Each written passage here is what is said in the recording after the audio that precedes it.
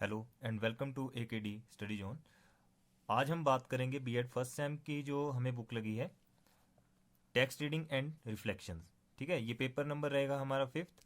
और इसमें क्या है कि 40 मार्क्स का आपका क्या होगा, एग्जाम होगा, यानी कि थ्योरी आपकी 40 मार्क्स की होगी और 10 मार्क्स की आपको असेसमेंट दी जाएगी। ठीक है, तो ये सारा मिला के टोटल कितना हो गया, 50 मार्क्स का आपका ये एग्जाम होगा। ठीक है, 50 मार्क्स का आपको ये पेपर में आएगा। तो स्टार्ट करते हैं। इसमें हम सबसे पहले जो फर्स्ट यूनिट में हम बात करेंगे वो करेंगे हम एनालिटिक एंड क्रिटिकल थिंकिंग के बारे में। अब इसमें क्या है, इससे पहले थोड़ा सा मैं आपको बता दूं कि इसमें बात की जाएगी चिंतन के बारे में। ठीक है, थिंकिंग जो आप कहते हैं, चिंतन में क्या, जैसे आप स्कूल टाइम में थे तो स्कूल टाइम में क्या था कि हमें जब काम दिया जाता था, ठीक है, स्कूल से हमें क्या मिलता था, होमवर्क मिलता था। तो उसके बारे में हम क्या करते, मान लो आपको टेस्ट दे दिया गया, मैथ का दे दिया गया, साइंस का दिया गया, इंग्लिश का, SST का, तो उसके बारे में आप क्या करते थे, सोचते थे। सोचने के बाद क्या करते थे, सोचना क्या हो, चिंतन करना। ठीक है, उसके बारे में आपने क्या किया, चिंतन किया कि हमें आज टेस्ट दिया है, उसके साथ आपने प्लानिंग की। घर गए आपने प्लानिंग की कि हम उसको कैसे करेंगे। अब देखो, चिंतन तो आपको हो गया, ठीक है, चिंतन तो आपने कर ली, आपको चिंता है कि हमने कल जाके टेस्ट देना है। फिर उसके बारे में क्या है कि आप उसकी आलोचना भी करोगे कि टीचर ने हमें क्या किया, टेस्ट दे दिया। ठीक है, टीचर ने हमें एकदम से, हम अभी आज स्कूल आए, हमें आज चैप्टर पढ़ाया और दूसरे दिन ही क्या बोल दिया कि आपका टेस्ट होगा, तो वो आप उसकी आलोचना करोगे। लेकिन इसके क्या है, जब आप चिंता करते हो किसी बात के लिए तो उसका आप कोई ना कोई जो है सोल्यूशन निकालते हो। ठीक है, चाहे आप उसको याद करोगे, चाहे उसको आप सोल्व करोगे, लेकिन कुछ ना कुछ सोल्यूशन आपका उसका निकलेगा ही निकलेगा। तो ये कुछ बातें हैं जो इसमें चिंतन में की जाएंगी। ठीक है, तो इसमें कोई घबराने वाली बात नहीं है कि काफ़ी टफ टॉपिक है या काफ़ी टफ बुक है, काफ़ी इजी आपको बुक लगी हुई है। टेक्स्ट रीडिंग में आप ज़्यादातर समझोगे कि आपकी जो स्किल्स हैं, जितनी भी आपकी स्किल्स हैं, उसी के बारे में आप समझोगे। ठीक है, अब इसमें बात कर लेंगे हम इस टॉपिक की, जो हमारी फर्स्ट यूनिट का फर्स्ट लेक्चर है आज का। तो ये रहा विश्लेषणात्मक तथा आलोचनात्मक चिंतन, जिसमें क्या है, एनालिटिक एंड क्रिटिकल थिंकिंग की बात करेंगे हम। इसमें सबसे पहले हम बात कर लेंगे चिंतन की। देखो, चिंतन क्या है मैंने आपको बता दिया। अब देखो, चिंतन एक ऐसी प्रक्रिया है जो सभी प्राणियों में होती है। अब आपको पता है कि चिंतन जो है सभी प्राणियों में होता है। चिंता करने की जो जो भी आप चिंता करते हो, चाहे आप पेरेंट्स के प्रति करो या फिर किसी भी काम के प्रति करो, लेकिन चिंतन आपके जो है वो सभी प्राणियों में होता है।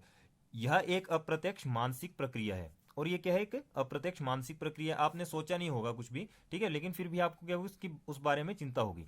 कुछ लोगों ने इसे वातावरण से मिलने वाली सूचनाओं का मानसिक जोड़ तोड़ कहा है। यानी कि कुछ लोग क्या बोलते हैं कि ये क्या है, कि वातावरण में जो भी कुछ घटनाएं हो रही हैं उससे जो है, उस जो आपको उससे सूचनाएं मिलेंगी, उसका एक क्या है, ये मानसिक जोड़ तोड़ है।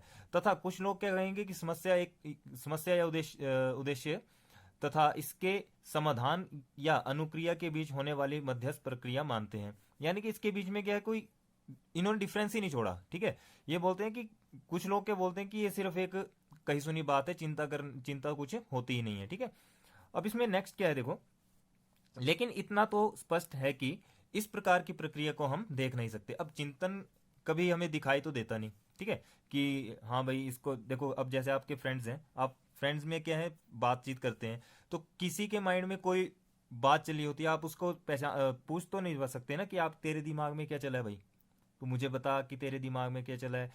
ये जो भी चिंता होगी वो आप खुद करोगे। ठीक है, जो भी चिंता है आप खुद करोगे। मान लो आपके कल एग्जाम है, आपका एग्जाम अच्छा नहीं हुआ, तो उसके बारे में भी आपको चिंता है। लेकिन जो दूसरा आपका फ्रेंड है वो खुश है, तो उसकी खुशी में आप क्या कर रहे हैं, शामिल हो रहे हैं, और उसके साथ आप खुश, एकदम से खुशी का भी माहौल पैदा कर रहे हैं। ऐसा नहीं है कि आप अपनी चिंता को वहां पर व्यक्त कर रहे हो। ठीक है, तो ये भी क्या, एक दिखाई नहीं देती चिंता, जो है कभी दिखाई नहीं देती, अर्थात या अव्यक्त मानसिक प्रक्रिया, यानी कि ये व्यक्त ना किए जाने वाली प्रक्रिया, हम इसको बोल सकते हैं। अब देखो, इसमें जो डेफिनेशन है, अब एक बात मैं आपको यहाँ पर और क्लियर कर दूं कि जो डेफिनेशन है, जिस फिलोसफर ने जैसी डेफिनेशन दी है आपने उसी तरह से लिखनी है। इसमें कोई आप अपने आप से ऐड नहीं कर सकते। हाँ, अगर आपको अच्छे से डेफिनेशन याद नहीं है और आपको कुछ ही पॉइंट उसके याद हैं, तो आप क्या करोगे, देखो यहाँ पर जैसे मैंने लिखा है कि कागन और हैवमैन के अनुसार। ठीक है, ये कागन और हैवमैन क्या है, कोई फिलोसफर है, जिनके अनुसार जो है ये एक डेफिनेशन दी गई है। आप यहाँ परिभाषा लिख लेना। ठीक है, अब देखो इसमें क्या है, परिभाषा लिखने का भी एक वे है। जैसे हमने के अनुसार किया, कोमा लगाएंगे, इन्वर्टेड कोमा स्टार्ट। अगर आपको एक्यूरेट याद है, ठीक है, अगर एक्यूरेट याद है तो आप कोमा लगाओगे, इन्वर्टेड कोमा स्टार्ट करोगे, और क्या आएगा फिर, प्रतिमाओं, प्रतीकों, संप्रत्यों, नियमों एवं अन्य मध्यस्थ इकाइयों के मानसिक जोड़ तोड़ को चिंतन कहा जाता है। ये पहली डेफिनेशन है, और जैसे ही डेफिनेशन खत्म हुई पूर्ण विराम लगाएंगे और इन्वर्टेड कोमा क्लोज कर देंगे। ठीक है, स्टार्टिंग में क्या करेंगे, कोमा इन्वर्टेड कोमा स्टार्ट करेंगे, और जैसे ही डेफिनेशन हमने लिखी उसके बाद पूर्ण विराम लगा करके इन्वर्टेड कोमा हम क्लोज कर देंगे। ठीक है, अगर आप इन्वर्टेड कोमास में इसको नहीं लिखोगे तो आप क्या मार्क्स कट सकते हैं। लेकिन अगर आपको अच्छे से याद नहीं है तो आप क्या करो, कागन और हैवमैन के अनुसार इतना लिखो।